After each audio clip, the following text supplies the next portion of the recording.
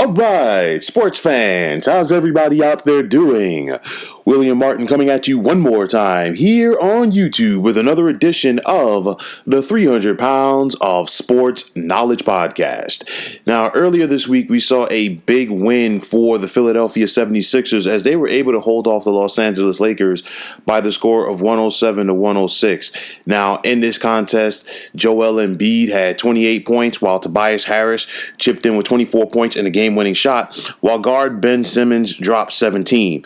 Overall, the Sixers' record is now 13-6. They are looking very formidable in the Eastern Conference, and things have really, shifted. I know that the roster for the most part has been in place, still in place, but they, have some key additions to this year's squad that are really making a difference. First and foremost, head coach Doc Rivers. He brings plenty of experience to Philadelphia with him as he has guided the Orlando Magic, Boston Celtics, and Los Angeles Clippers all to the postseason. And of course, he won an NBA championship with the Celtics.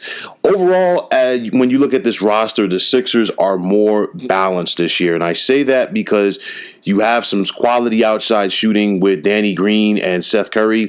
You bring in another big off the bench with the likes of Dwight Howard. And to me, I think it takes a lot of stress off of Embiid. We're not seeing Embiid take as many three-point shots this year, which is a good thing because I think Embiid is much more effective closer to the basket. A couple of three-point shots here or there are not bad, but the thing is, when you fall in love with that shot, it kind of takes away from your game. And like I said, there really isn't anybody in the NBA who could stop Joel Embiid in the paint. So if he just lived down there, you're talking about a guy that could easily average 30 points per game.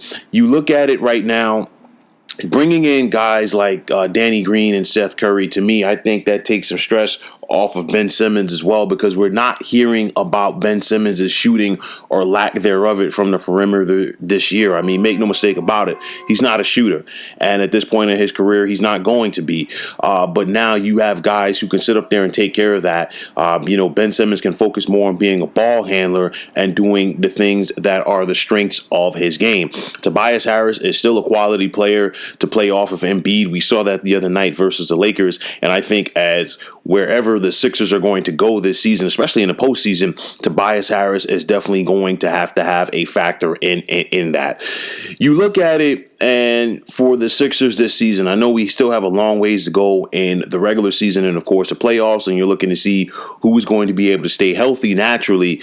But the Sixers are going to go as far as Joel Embiid will take them. This is a team that has made the postseason in each of the past several seasons.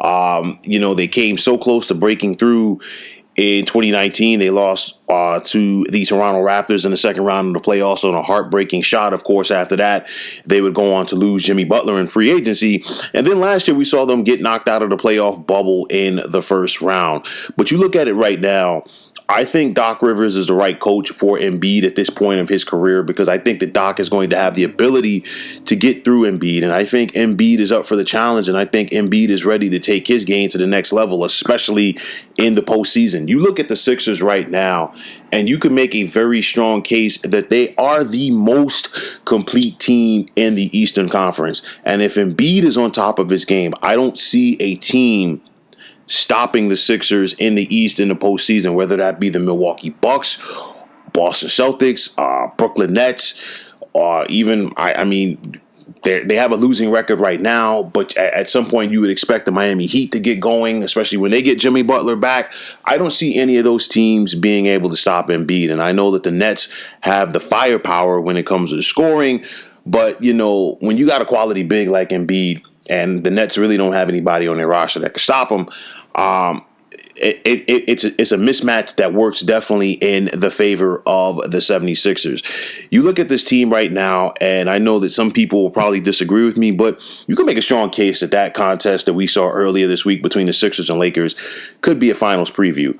And I'm not saying that the Sixers are going to go out there and beat the Lakers, but I think it was a statement win for Philadelphia. They were up big. The Lakers came back and took the lead, but the Sixers were able to find a way to hold off the Lakers, the defending NBA champions, and win it home. So I think this is a big step for the Sixers. It's all about them staying healthy and being able to navigate their way through the East. And again, I don't see a team that could stop them if Embiid is on point.